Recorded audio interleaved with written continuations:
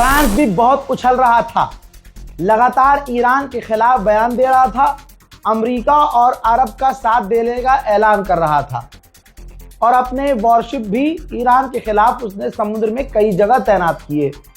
दोस्तों, अब खबर यह है कि स्ट्रेट ऑफ हॉर्मूज में फ्रांस के 50 जहाज फंस गए हैं। किसी देश के 50 जहाज का फंसने का मतलब यह है कि सीधा उस देश पर असर पड़ रहा है। तो दोस्तों, स्ट्रेट ऑफ हॉर्मूज से निकलने का दम अभी नहीं है फ्रांस में, बल्कि स्ट्रेट ऑफ हॉर्मूज से कोई भी जहाज किसी भी देश का नहीं निकल रहा है। ईरान के डिप्टी फॉरेन मिनिस्टर क्या खेल रहे हैं? ईरान का हर ऑफिशियल अमेरिका से बहुत बढ़िया तरीके से खेल रहा है। ईरान के डिप्टी फॉरेन मिनिस्टर ने कहा है कि डोनाल्ड ट्रंप कह रहा है कि मैं ईरान का सुप्रीम लीडर चुनूंगा, जबकि वो खुद अपने ही न्यूयॉर्क का मेयर तक नहीं चुन सकता। डोनाल्ड ट्रंप थोड़ी ही देर में अमेरिका के डिफेंस मिनिस्टर से मीटिंग करने वाला है, क्योंकि इलाके में अमेरिका की रेड पिट चुकी है। ईरान खूंखार हो चुका है। जैसे ही खामनाई को कत्ल किया, शहीद किया, IRGC अपने खतरनाक मोड में आ गई। अब जो भी खतरा बन रहा है ईरान के लिए, ईरान सीधा हमला कर रहा है। दोस्तों, अब मैं आपको मंजर दिखाऊंगा कि जो कुर्दिश लड़ाके हैं उनके ऑयल रिफाइनरी पर ईरान ने हमला कर दिया है। देखिए। Friday, March 6, west of Erbil, drone striking to Kurdistan National Army barracks. Friday, March 6, west of Erbil, drone striking to Kurdistan National Army barracks. Kurdish ने एक बहुत बड़ी गलती कर दी। आज अमेरिका के साथ जो खड़ा है, ईरान बजा रहा है, पीट रहा है। कुर्दिश के कैंपों के ऊपर भी, जो कैंप्स हैं उनके, उन पर भी ईरान ने हमले किए हैं।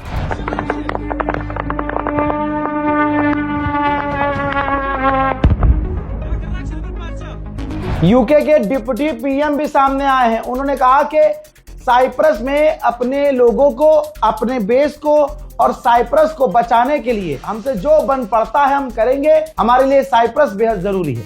जहां अमेरिका और इजराइल ये साबित करने की कोशिश कर रहे हैं कि ईरान के लोग डर में हैं, वहां पर तबरेज, ईरान का तबरेज, जहां पर हमले भी हो रहे हैं, तबरेज के इलाके में जरा मंजर देखिए। अल्लाह अकबर, अल्लाह अकबर, सुभान अल्लाह। भाई, ईरान के लोग जुमे की नमाज में भरे पड़े हैं, लाखों का मजमा जुमे में। UAE ने कहा है कि आज हमने 108 ईरान के ड्रोन और 9 बैलिस्टिक मिसाइल को रोका है। यानी इसका मतलब रोक लिया ना, ठीक है। तो रोकने का मतलब यह भी क्लियर हो गया कि ईरान अभी भी हमला कर रहा है और तमाम अरब को निशाना बना रहा है। अरब इमारात ने कंफर्म किया है कि कल की तारीख में हमने 30,000 पैसेंजर्स जो दुबई से बाहर जाना चाह रहे थे, फंस गए थे, हमने उन्हें निकाला है दुबई से बाहर।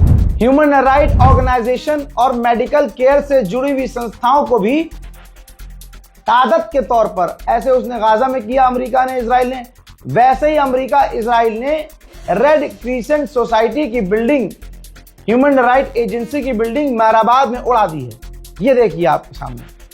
तो यानी ह्यूमन राइट से जुड़ी हुई बिल्डिंगें, सरकारी इमारतें और पब्लिक प्लेसेस अमेरिका लगातार निशाना बना रहा है और ये वॉर क्राइम। अब आइए ईरान का ये शिराज देख लीजिए। शिराज में बच्चों के प्लेग्राउंड, चिल्ड्रंस प्लेग्राउंड पर अमेरिका और इजराइल ने हमला किया।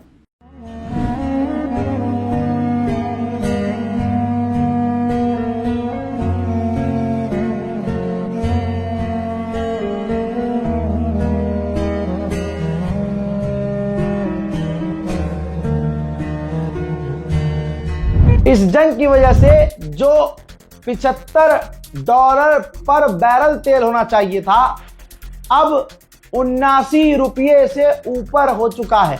79 रुपये पर डॉलर बैरल हो चुका है और ये दाम बढ़ रहे हैं तेजी से। इजराइल के अखबार ने ही छाप दिया है, मजबूर हो गया है। क्या छापा है ये देखिए। दुबई की एक तस्वीर है। ये सैटेलाइट इमेज मैं आपको 3 दिन पहले दिखा चुका था। अब उसी सैटेलाइट इमेज को इजराइल के अखबार ने छापा और लिखा कि दुबई की जो इमेज थी, सेफ हेवन, वो इमेज ईरान ने कुछ ही दिनों में खराब कर दी है। मेरे पास एक और जानकारी आई है, अमेरिका का मिलिट्री बेस ये अरब का है। कौन से अरब देश का है नहीं पता, लेकिन आप देखिए बिफोर आफ्टर देखिए, ये अमेरिका का मिलिट्री बेस है, बुरी तरह से डैमेज हुआ है। उधर कुवैत में अभी भी अलार्म बज रहे हैं और ईरान अभी भी कुवैत पर मिसाइल और ड्रोन हमला कर रहा है।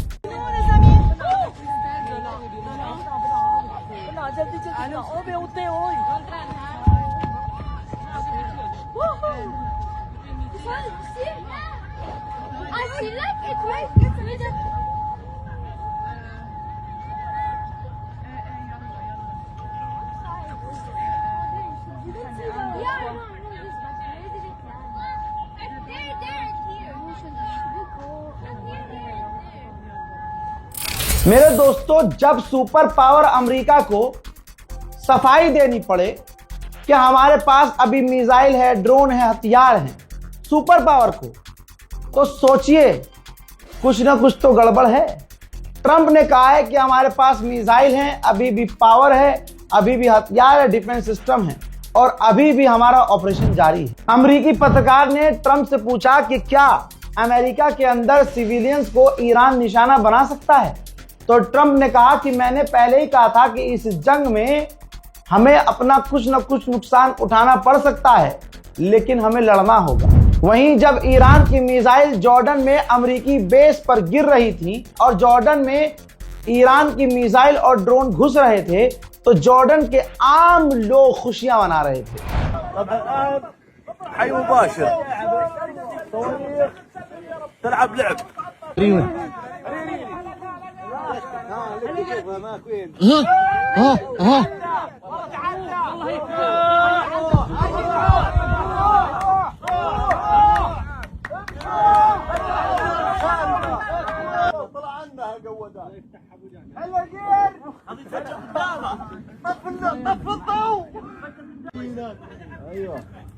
اثنين روح ادعس طفي الضوء تنازل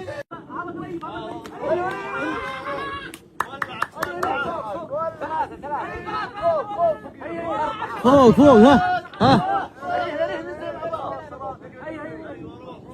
روحن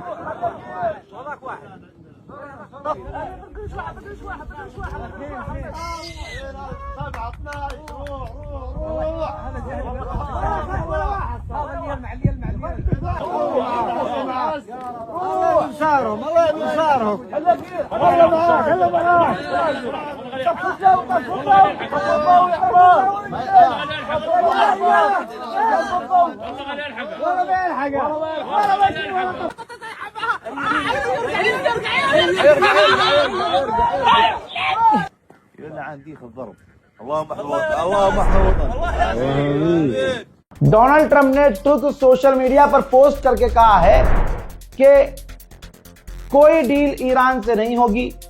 अमेरिका ने साफ कह दिया है, ट्रंप ने साफ कह दिया है कि अनकंडीशनल सरेंडर ईरान को करना होगा और हमारी डील को एक्सेप्ट करना होगा। उसके बाद वहां के ग्रेट लीडर को चुना जाए जो हमारी तरह हो, जो आजाद ख्याल हो, जो ईरान को तरक्की की तरफ ले जाए। हमारे लोगों ने, हमारे एलाइज ने बहुत मेहनत की है कि ईरान की इकोनॉमी को ठीक किया जाए, ईरान को एक बेहतर देश बनाया जाए। देख लिया आपने, ये ईरान को बेहतर बनाना चाहते थे।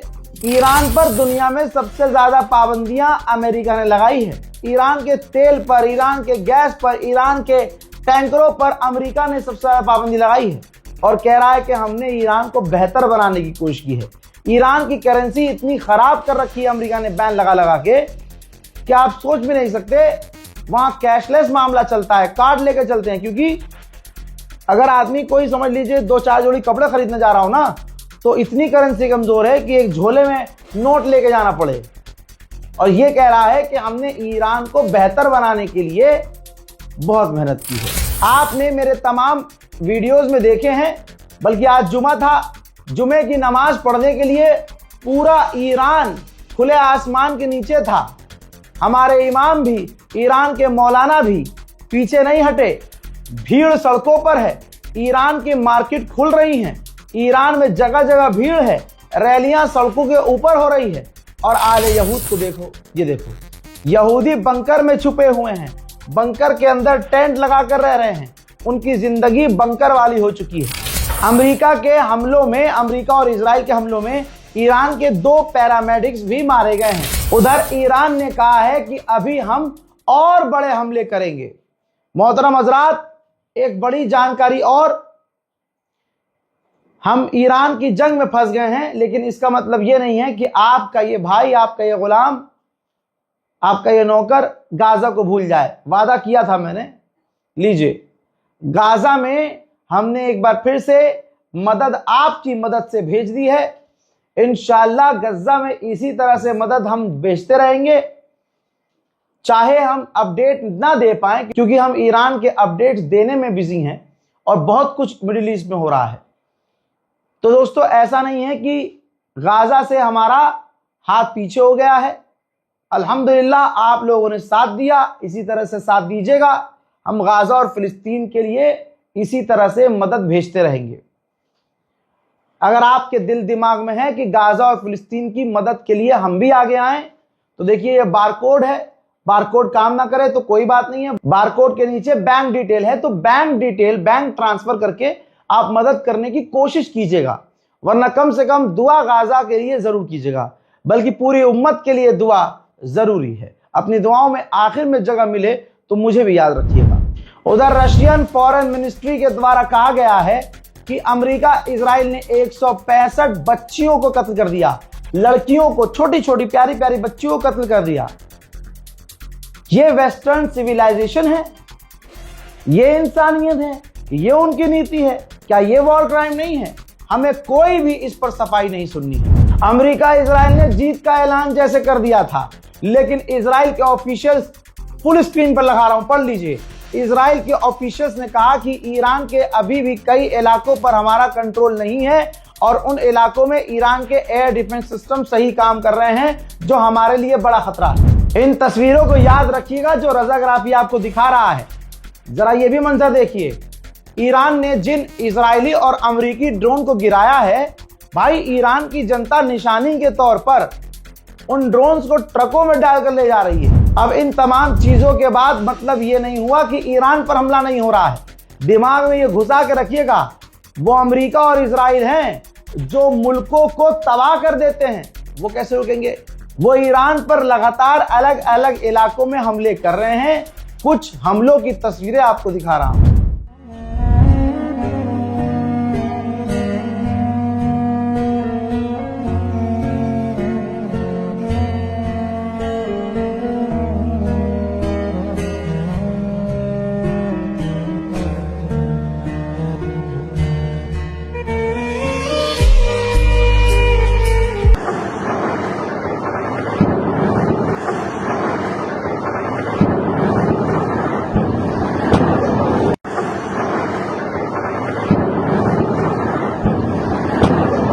मेरे दोस्तों, इन तमाम अपडेट्स को देखिएगा, अपनी राय कमेंट में लिखिएगा और हमारे चैनल को सब्सक्राइब कीजिएगा। इसके अलावा मेरे ये 3 चैनल और हैं, क्योंकि कभी भी ये चैनल जा सकता है, क्योंकि जो अमेरिका और आले यहूद की पॉलिसी है उसको मैं नंगा कर रहा हूं, सीधा इजराइल से पंगा ले रहा हूं। तो मेरा चेहरा याद रखिएगा। और मेरे ये 3 चैनल हैं, इनको भी जाकर सब्सक्राइब कीजिएगा। रजाग्राफी सोशल, रजाग्राफी एक्सप्रेस और रजाग्राफी ब्लॉग। जय हिंद।